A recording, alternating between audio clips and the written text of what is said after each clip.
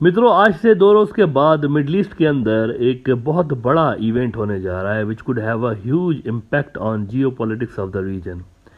Israel एक तरफ जहां मुकम्मल तौर पर अमेरिकन ब्लॉक में दाखिल हुआ पड़ा है सिंस डेकेड्स और वहां से इधर उधर होना उनके लिए मुमकिन नजर नहीं आ रहा, तो वहीं पर अरब वर्ल्ड चाइना की तरफ आहिस्ता आहिस्ता स्विंग होती हुई नजर आ रही है। अमेरिकन सदर जो बाइडेन कुछ हफ्ते पहले मिडल ईस्ट के दौरे पे गए थे, लेकिन उनकी इस विजिट को बहुत ज्यादा सक्सेसफुल विजिट नहीं करार दिया जा रहा है because he failed to achieve his objectives. जो भी उस विजिट के ऑब्जेक्टिव थे वो नहीं अचीव कर पाए थे। तेल की कीमतें मिसाल के तौर पर अमेरिका के कहने पे नीचे नहीं हुई।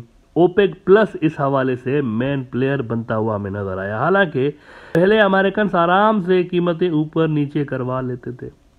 ओपेक प्लस में अरब तो हैं ही, लेकिन रशिया तो है, तो रूस को आइसोलेट भी नहीं कर सके अमेरिकन मिडल ईस्ट के अंदर। लेकिन अब 1-2 रोज के बाद चीनी सदर शी जिनपिंग उनके सऊदी अरब विजिट की खबरें आ रही हैं। सऊदी अरब चीन का कंप्रीहेंसिव स्ट्रेटेजिक पार्टनर है। वहां पर क्या होने वाला है, ये जब जाएंगे वहां तो वहां क्या होगा, वहां पर एक चाइना अरब समिट होने वाली है जिसके अंदर 14 अरब मुल्कों के हेड्स ऑफ द स्टेट आ रहे हैं। या यूं समझे कि पूरा का पूरा अरब वर्ल्ड तकरीबन उधर होगा, सारे मेन प्लेयर्स। वैसे इंटरेस्टिंग बात यह है कि चाइना ने ऑफिशियली अनाउंस नहीं किया अभी तक, और सऊदीज भी इस विजिट के हवाले से ज्यादा बात नहीं कर रहे मीडिया के अंदर। CNN ने कल रिपोर्ट में कहा है अपनी कि China Xi to visit Saudi Arabia sources से amid frayed ties with the US। ये भी सोर्सेज के हवाले से खबर लगा रहे हैं वेस्टर्न मीडिया आउटलेट्स। अब ऐसा है कि अगर आप एक्सपर्ट्स की माने तो यूं फील होता है कि अमेरिका और सऊदी के टाइज में इस वक्त पहले वाली गहराई नजर नहीं आ रही, वो मजा नहीं है पहले वाला, और इसकी जिम्मेवारी सारी की सारी अमेरिका के ऊपर है। उन्होंने मिसमैनेज किया है क्योंकि इन्होंने अपनी पॉलिसी जबरदस्ती सऊदी अरब के ऊपर थोपने की एक अटेम्प्ट की है हाल में बहुत सारे मामलात में, सच है रूस का मामला। अब अमेरिका की जिद थी कि मिडल ईस्ट जो है अपना टाइज जो है डाउनग्रेड करे रशिया के साथ यूक्रेन वॉर के बाद, लेकिन मिडल ईस्ट वाले कहते हैं कि भाई हमारा तो अपना उनके साथ एक रिलेशन है, हमारे अपने उनके साथ जो है वो इंटरेस्ट वाबस्ता है, तो आपके कहने पे कैसे हम अचानक से जो है वो डाउनग्रेड कर दें टाइज। और फिर ऑयल की जो मार्केट है उसमें रशिया भी बड़ा प्लेयर है, तो अगर हम उनके साथ डायरेक्टली यूं फटा लेते हैं तो दुनिया की ऑयल मार्केट ऊपर नीचे हो जाएगी, इसका असर पूरी दुनिया पे पड़ेगा। इसके अलावा आपने देखा कि ऑयल प्राइसेस कट करने के हवाले से भी जो है वो सऊदीज और इनके दरमियान एक कन्फ्लिक्ट रहा। जमाल खशोगी के मामले पे तुर्की और सऊदी के दरमियान बिरादराना ताल्लुकात बहाल हो चुके हैं। दोनों मुल्कों के दरमियान इस मामले पे एक जो है वो तनाव था, वो रिजॉल्व हो गया है, लेकिन इसके बावजूद अमरीकी पीछे नहीं हटे। वो जो लकीर के फकीर वाला मुहावरा मैं देता रहता हूँ, इन्होंने यूं समझा कि ये कोई बहुत बड़ा प्रेशर टैक्टिक है, मोहम्मद बिन सलमान के ऊपर प्रेशर डालेंगे इसके जरिए। हालांकि इन चीज़ों पे मोहम्मद बिन सलमान वो कहते हैं ना, उसको घास ही नहीं डालता इस किस्म की चीज़ों को, और उन्होंने करके भी दिखाया। उन्होंने करके भी दिखाया कि अमेरिका हो कोई भी हो, इसको प्रेशर में नहीं लाया जा सकता सऊदीज को। अक्टूबर में तो बाइडेन ने यह तक कह दिया कि we need to rethink about our relations with Saudi Arabia. अब ये देखें, ये कोई बात है वाला करण वाली, देखें ना, इसमें तो कोई, ये तो बच्चों वाली बात है ना कि मेरी बात नहीं मान रहे तो मैं रीथिंक करूंगा, अपने टाइज को डाउनग्रेड करूंगा या कुछ भी। ये कोई बात है करने वाली। अमेरिकी भी जानते हैं, दुनिया भी जानती है कि मिडल ईस्ट के अंदर किंग मेकर सऊदीज ही हैं। कोई भी जो मुल्क है ना ग्लोबल पावर बन ही नहीं सकता, मिडल ईस्ट के अंदर उनका असर हो ही नहीं सकता जब तक सऊदी उनके साथ ना हो। तेल को छोड़ दें आप, सबसे बड़ी जो सऊदीज की पावर है ना वो तेल नहीं है, उनका जो डिप्लोमेटिक इन्फ्लुएंस है ना वो उनकी सबसे बड़ी पावर है। इसके बावजूद आप देखें कि अमेरिकी इस तरह का रवैया रखते चले आ रहे हैं बाइडेन के आने के बाद। रूसी न्यूज़ एजेंसी तास, इन्होंने बाइडेन के बयान के बाद रिपोर्ट किया था कि Biden thinks US should rethink its relations with the Saudi Arabia. In his words, Riyadh was going to face some consequences for what they have done together with Russia. इस कदर decline आया हुआ है Biden के आने के बाद। America और सऊदी टाइज जो हैं वो डैमेज हुए हैं, उनमें कोई इंप्रूवमेंट तो नहीं है। ट्रंप के दौर में बड़े अच्छे टाइज थे, बाइडेन के आने के बाद उनमें डिक्लाइन नजर आया है। ये कोई इस साल से डेवलपमेंट्स नहीं हो रही। काफ़ी अरसे से वहाँ पर चाइना इन हो रहा है मिडल ईस्ट के अंदर। मिलिट्री प्रेजेंस चाइना की नहीं है अमेरिका की तरह, लेकिन इकोनॉमिक इन्फ्लुएंस उनका बहुत ज़्यादा है कई साल से लेकर। लेकिन अब आहिस्ता आहिस्ता मिलिटरली भी चाइना अमेरिका को रिप्लेस करने लगा है, शुरुआत हो चुकी है। फौजें बेच के नहीं, वेपन्स वहाँ पर चाइना के आ रहे हैं।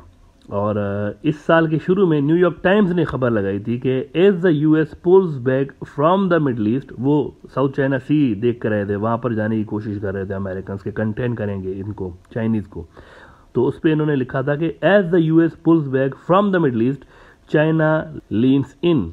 China is expanding its ties to Middle Eastern states with vast infrastructure investments and cooperation on technology and security। अब सिक्योरिटी का मुद्दा जो है वो बड़ा इंपॉर्टेंट है, क्योंकि देखें इन्वेस्टमेंट कोऑपरेशन जो है ना वो और टेक्नोलॉजी, यहाँ पर चाइनीज़ जो है आराम के साथ आसानी से अमेरिकन को ओवरटेक कर सकते हैं। लेकिन सिक्योरिटी का मुद्दा वो है जो कि ख़ास रिलेट किया जाता है अमेरिका के साथ मिडल ईस्ट के अंदर।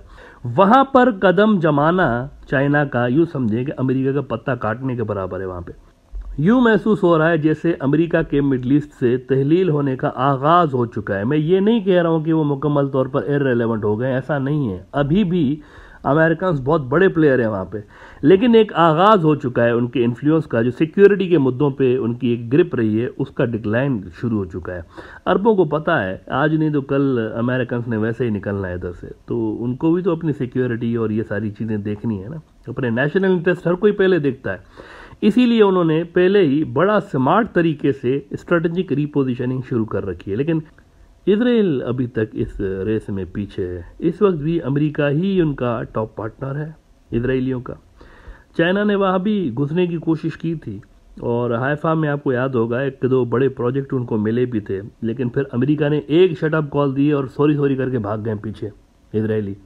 और वहाँ पर वो बैलेंसिंग के चक्कर में इंडियंस को लेकर आ रहे हैं। और अडानी ग्रुप को उन्होंने जो प्रोजेक्ट दिया है हाइफा के अंदर, वो इसी वजह से दिया है कि थोड़ा सा बैलेंसिंग हो जाए, अमेरिका भी खुश हो जाए और इंडिया भी खुश हो जाए। तो वो बैलेंसिंग के चक्कर में उन्होंने ये किया है। इजरायलियों का मसला ये है कि उनके दो बड़े इंपॉर्टेंट स्ट्रेटेजिक जो पार्टनर्स हैं अमेरिका और इंडिया, दोनों के बुरे रिलेशंस है चाइनीज़ के साथ। तो इसी वजह से भी वो थोड़ा सा वो हिचकिचा रहे होते हैं चाइना के साथ अपने टाइज डीप करने के लिए। आपको ये जानकर हैरत होगी कि सऊदीज़ अब अपना बैलिस्टिक मिसाइल्स बना रहे हैं, अपने बना रहे हैं। वो पहले वो ख़रीदते थे ना, लेकिन अब वो अपने बैलिस्टिक मिसाइल्स बना रहे हैं और बड़ा शानदार किस्म के बना रहे हैं। देखें रिसोर्सेज तो बेतहाशा है ना इनके पास, पैसा क्या कम है सऊदीज़ के पास, बहुत ज़्यादा पैसा है इनके पास। ऑन टॉप ऑफ दैट इनके दुनिया के सबसे बड़े वेपन्स प्रोड्यूसर्स के साथ भी स्ट्रेटेजिक टाइज हैं सऊदीज़ के। तो इनके लिए कोई बड़ी बात नहीं है आला किस्म के मिसाइल बनाना। और इनको वैसे बना के कौन दे रहा है? चाइनीज़ इनकी हेल्प कर रहे हैं। चाइनीज़ की हेल्प से वो अपने बना रहे हैं मिसाइल, अमेरिका नहीं, चाइना। लास्ट ईयर CNN ने ही खबर लगाई थी कि CNN exclusive US Intel and satellite images show Saudi Arabia is now building its own ballistic missiles with help of China. और ये तस्वीर अमेरिका ने जारी की थी इस जगह की जहां पर ये सारे बन रहे हैं। The good thing is that unlike America, Chinese have the great relations with both Saudis and Iran. अब ये बड़ी ज़बरदस्त बात है, क्योंकि देखें दोनों जो है ईरानी भी और सऊदी भी चाइना के कंप्रीहेंसिव स्ट्रेटेजिक पार्टनर्स हैं, एक जैसे टाइज हैं दोनों के साथ। तो इन दोनों के दरमियान टेंशंस डिफ्यूज करने में चाइना से बेहतर कोई भी रोल प्ले नहीं कर सकता।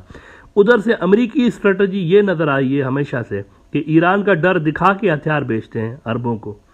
चाइनीज़ स्ट्रेटजी अलग है, बिल्कुल विन विन किस्म की अप्रोच है उनकी। सऊदीज़ के साथ भी डीप टाइज हैं, ईरान के साथ भी डीप टाइज हैं। तो अब सिचुएशन कुछ यूँ नज़र आ रही है कि साउथ चाइना सी में चाइना की कंटेनमेंट के चक्कर में अमेरिका मिडल ईस्ट खो रहा है स्लोली। और आई शुड से कि मिडल ईस्ट अमेरिका को सक इन कर चुका है। अमेरिका वहाँ से निकलने की कोशिश कर रहा था लेकिन निकल नहीं पा रहा। वहाँ से अगर वो निकलेंगे तो मुकम्मल तौर पर वो इररिलेवेंट भी हो सकते हैं। तो उनका यहाँ प्रेजेंट रहना ज़रूरी है उनके लिए। समहाउ उनको अपनी प्रेजेंस यहाँ पर बरकरार रखनी पड़ेगी। सिर्फ प्रेजेंस बरकरार नहीं रखनी, चाइना को भी कम्पीट करना है, बिकॉज चाइना तेज़ी के साथ घुसता ही चला जा रहा है मिडल ईस्ट के अंदर।